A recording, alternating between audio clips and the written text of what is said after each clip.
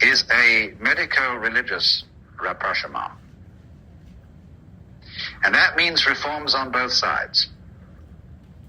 And they're beginning to happen. You know, you're probably aware that there's a huge theological ferment going on in both Catholic and Protestant churches and among the Jews. The top's blown off. There are occasional references to it in the paper, but my clergy friends are thinking things today that they couldn't possibly have been thinking about 10 years ago.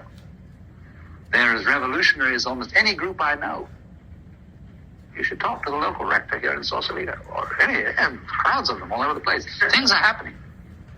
And what is essentially happening is that they are has been consistently ignored for centuries, which I'll call the mystical dimension, of at last admitting that religion is not just believing certain ideas and following certain patterns of behavior, but must indeed involve a transformation of consciousness.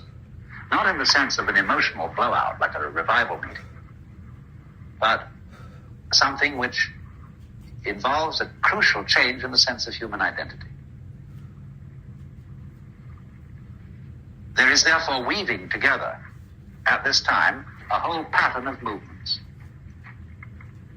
More and more it becomes, in the biological and ecological and physical sciences, clear that the individual is inseparable from the cosmos.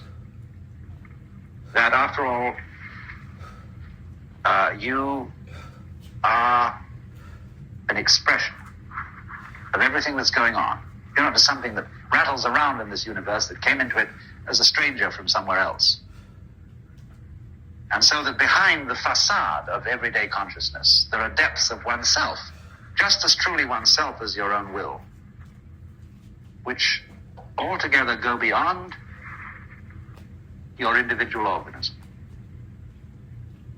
And that we can become aware of these depths, and as we do so, become delivered from being plagued by impermanence and death in his belly, you know.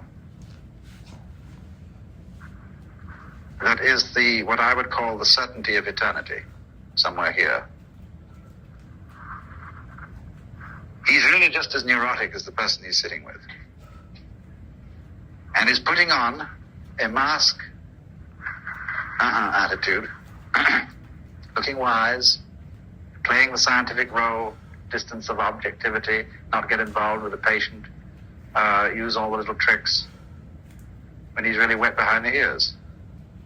You know, you learn a whole bag of tricks. Even if you've been through a didactic analysis yourself, you can just have a whole domain of trickery. Therapeutic gambits with very little underneath.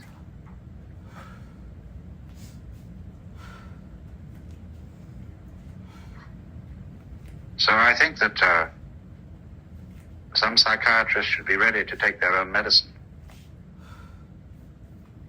I mean LSD. And just for an introduction to the realization that there are more things in heaven and earth than are dreamed of in your philosophy.